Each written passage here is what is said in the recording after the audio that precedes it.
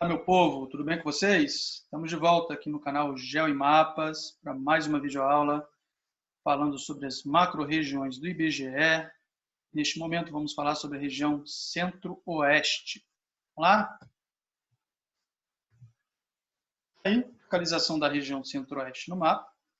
Vamos lá, vamos começar.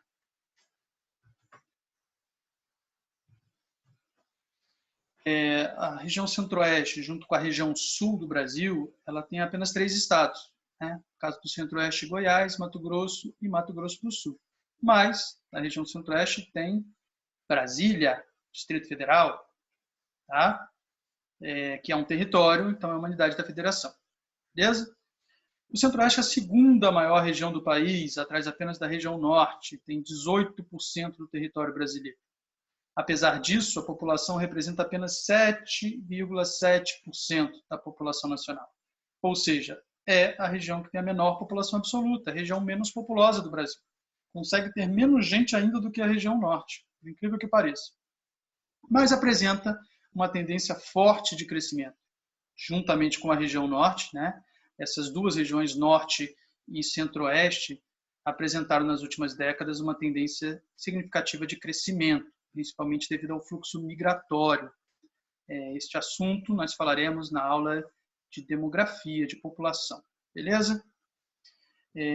População relativa, ou densidade demográfica, aproximadamente 10 habitantes por quilômetro quadrado. Isso faz da região centro-oeste a segunda região menos povoada. Tá? Só perde aí para a região norte. Tá? E é isso, aspectos gerais. Vamos lá. Aspectos naturais. Geologia da região norte, da região centro-oeste, perdão, é diversificada. Então, a região centro-oeste tem uma formação geológica muito diversificada. Existência tanto de metais preciosos, minerais metálicos, tá? O relevo é que é importante. Aí tem as duas classificações, Jurandir Rosa e Absábia, e esse domínio de planaltos, né? A gente tem uma formação de planalto muito característica, que são as chapadas.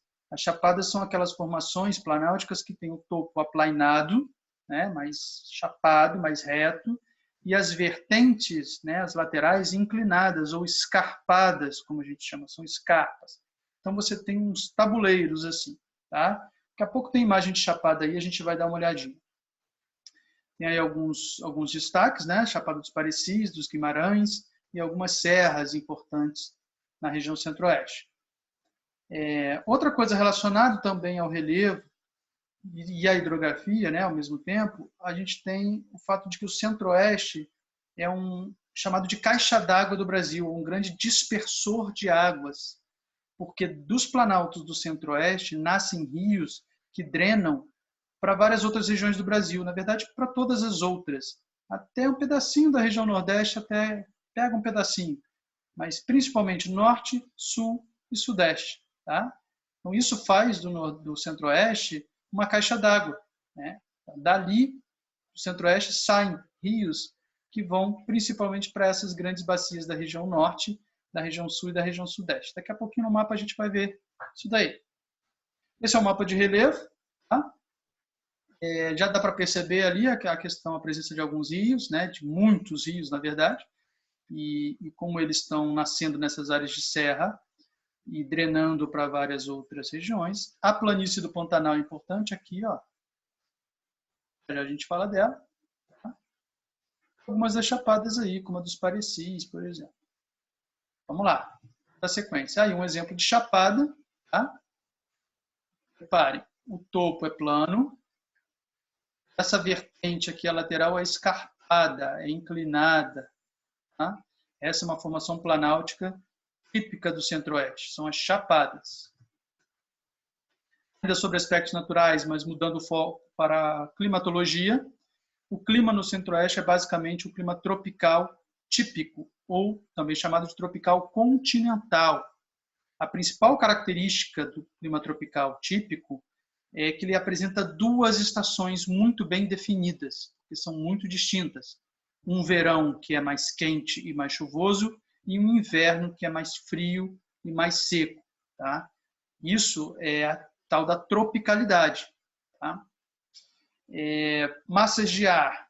equatorial continental, tropical continental, tropical atlântica e ainda a polar atlântica, que é a frente fria. Tá? Vou mostrar os gráficos e os mapas daqui a pouco, o climograma e o mapa de massas de ar, mas é importante adiantar aí a questão da continentalidade. O que é isso? Continentalidade é o oposto de maritimidade. Maritimidade é a presença com o mar, né? A proximidade, perdão, com o mar. Tá? E continentalidade, obviamente, é a distância, o distanciamento do mar. Então, o Centro-Oeste é a região brasileira que não é banhada pelo oceano, está dentro do continente, então ela sofre os efeitos da continentalidade. Seria basicamente menor umidade, tá? Pouca umidade, comparativamente ao litoral. Então, e o que a umidade importa para a questão climática também? A amplitude térmica. Quanto mais úmido o local, menor é a amplitude térmica, ou seja, a variação de temperatura ao longo do dia. Tá? E quanto, então, menos úmido, quanto mais continentalidade tiver o local, maior a amplitude térmica, maior a diferença entre as temperaturas de dia e de noite, a máxima e a mínima. Tá? Aí, mapinha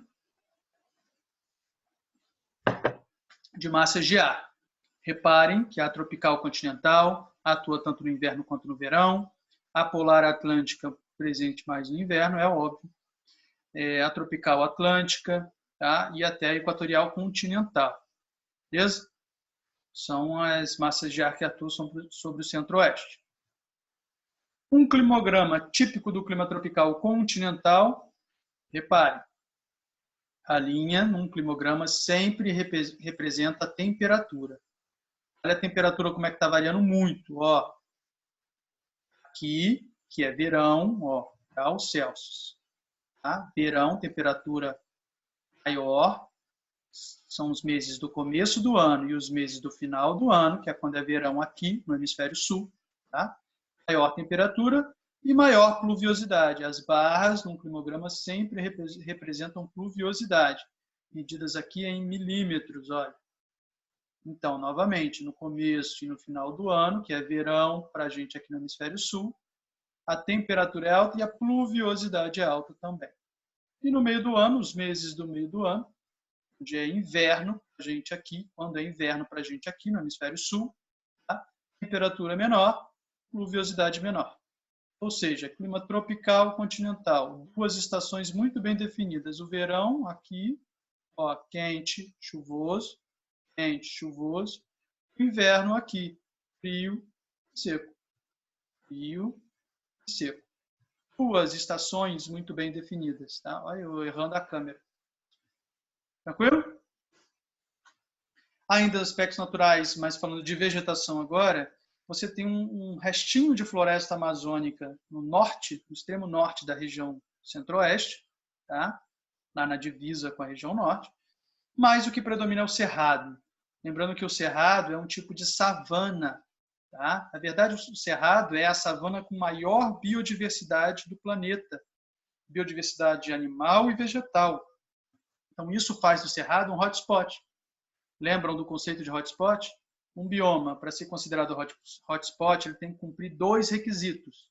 Ele tem que ter muita biodiversidade, e eu acabei de falar que o cerrado tem a maior biodiversidade do planeta, é a savana com maior biodiversidade do planeta. E o outro requisito que um hotspot, para ser um hotspot, é que tem que ter muita ameaça, perdão. E o cerrado brasileiro, a savana brasileira, está com muita ameaça, que é justamente o avanço da fronteira agrícola, tá? Dentre outras atividades econômicas, mas principalmente o avanço da fronteira agrícola. Daqui a pouquinho a gente chega lá. Tá?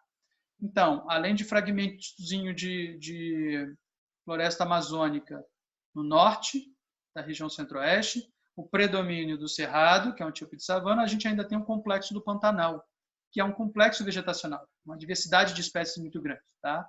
E essas espécies vegetais são adaptadas à dinâmica das cheias. Tá? São planícies fluviais, a gente viu no mapa de relevo agora há pouco, planície do Pantanal.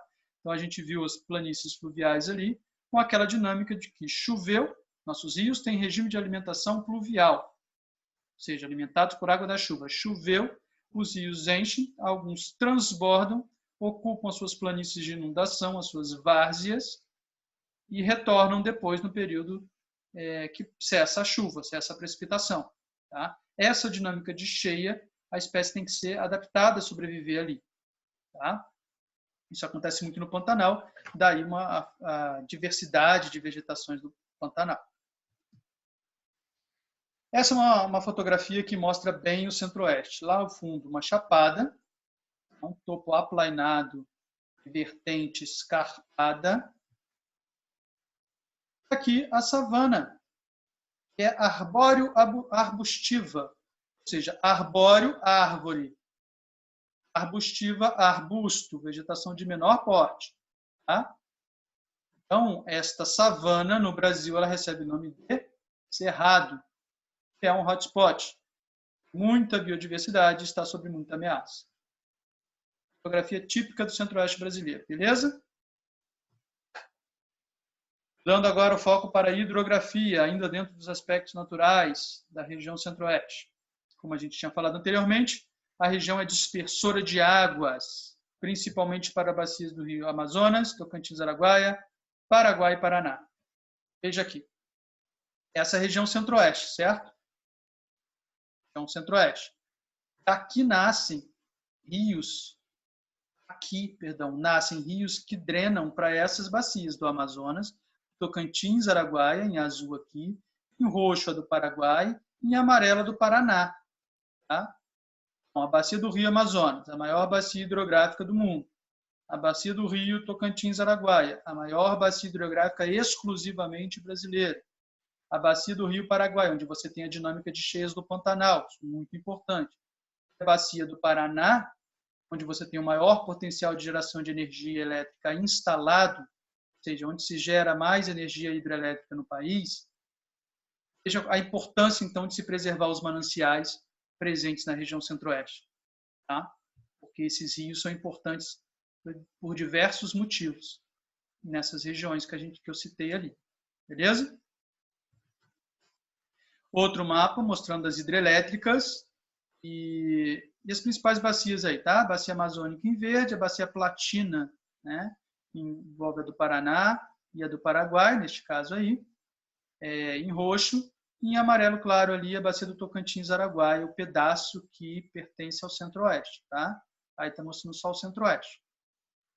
Portanto, não esquecer, centro-oeste é uma área dispersora, uma região dispersora de águas. Tranquilo? O mapa de hidrovias tem uma importante, que é a hidrovia do Rio Paraguai aí, tá? Do Pantanal. Mas a questão hidroviária no centro-oeste não é tão significativa assim. Aspectos urbanos. Bom, tem muito texto aí, né? Dá para vocês lerem depois com calma. Basicamente, a gente tem no centro-oeste a região interiorana, uma região distante do litoral. Então, assim, a ocupação pelos colonizadores portugueses demorou. E ela aconteceu principalmente por meio dos rios. Ou seja, os rios, as bacias fluviais, elas foram grandes eixos de penetração no território. Tá? E aí a gente vai falar de Bandeirante, vai falar dos jesuítas, né? A busca por metais preciosos. Mais para frente, a queda da mineração e o crescimento da atividade pecuária, tá?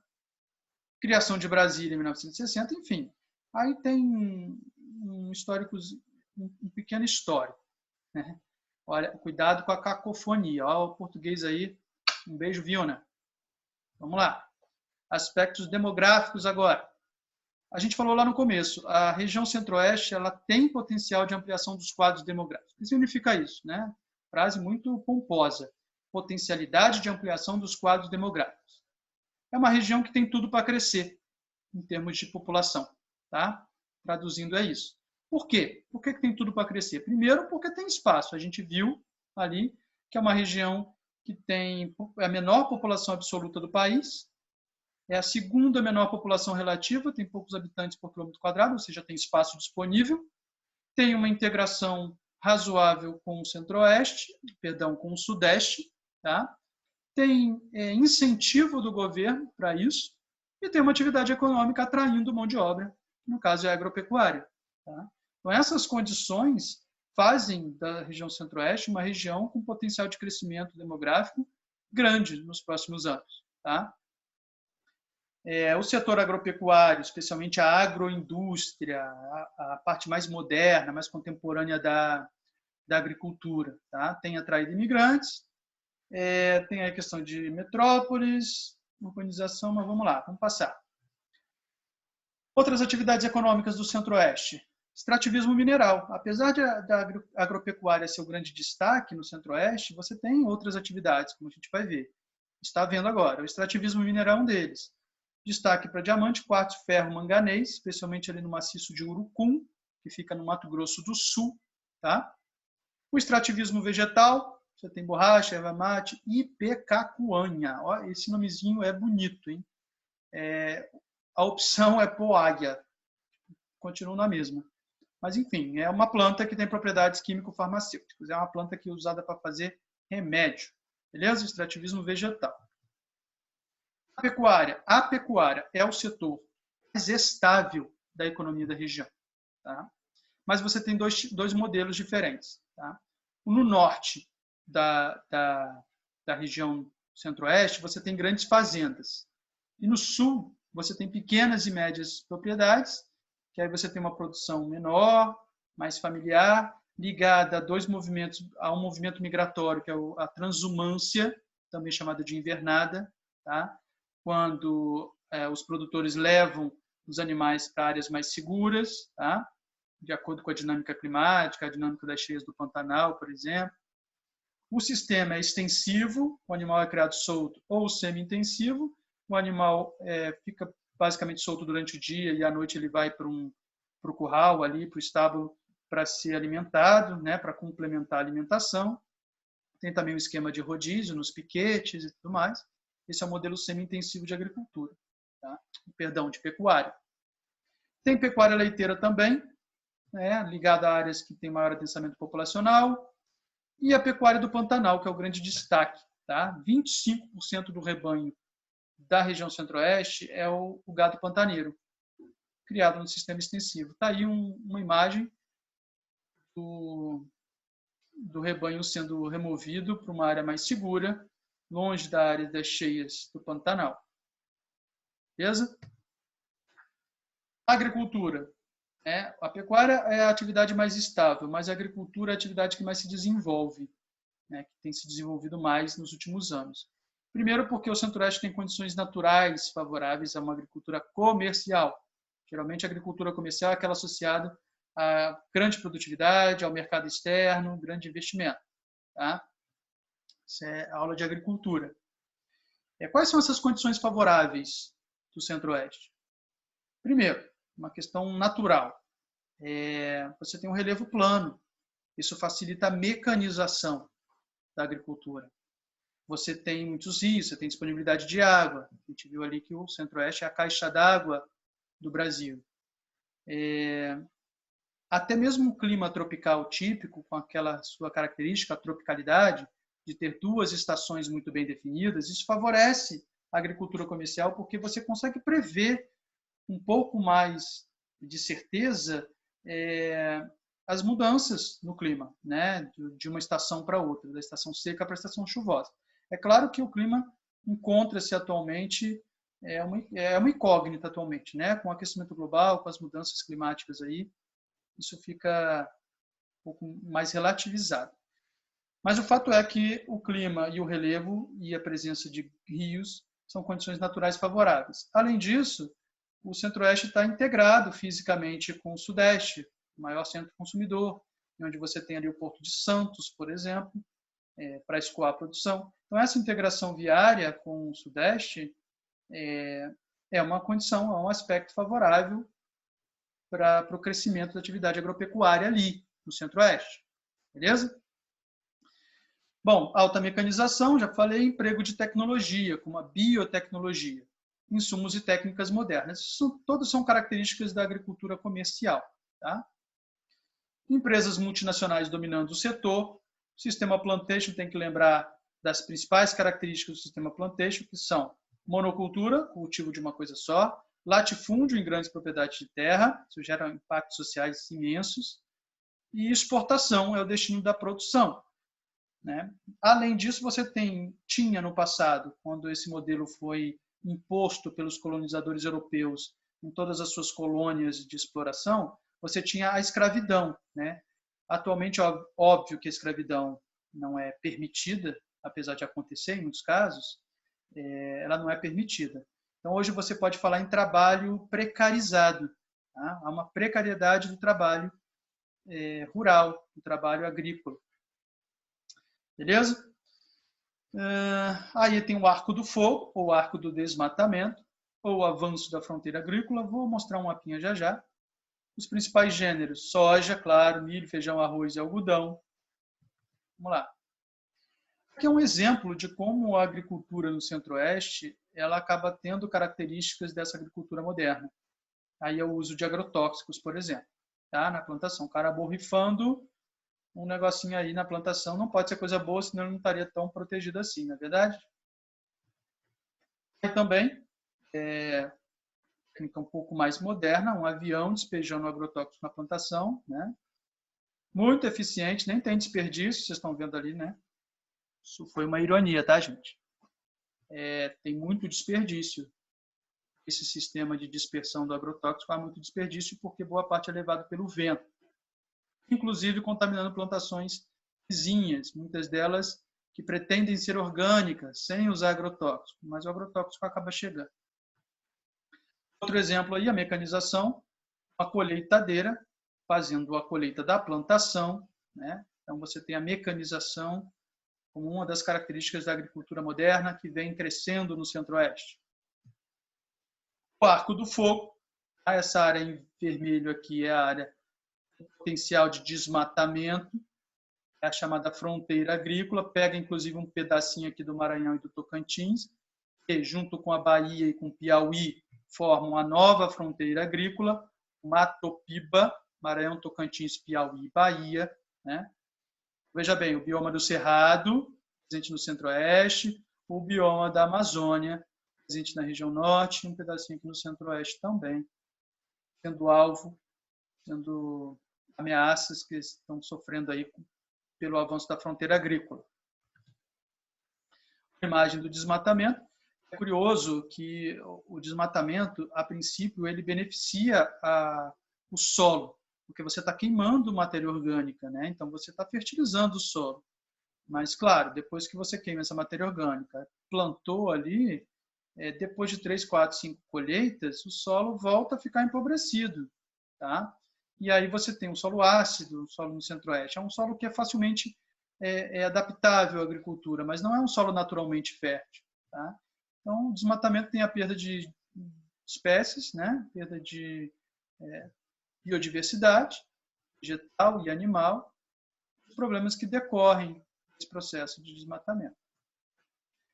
Apesar do setor primário, como a gente viu, principalmente a agricultura, a pecuária e um pouco de extrativismo, serem as principais atividades econômicas, ser o principal setor econômico no Centro-Oeste, o setor secundário se faz presente também a indústria.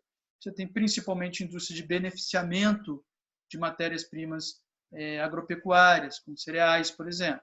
Tá? Um crescimento recente de indústrias automobilísticas, tem aí Hyundai, Mitsubishi. Tá?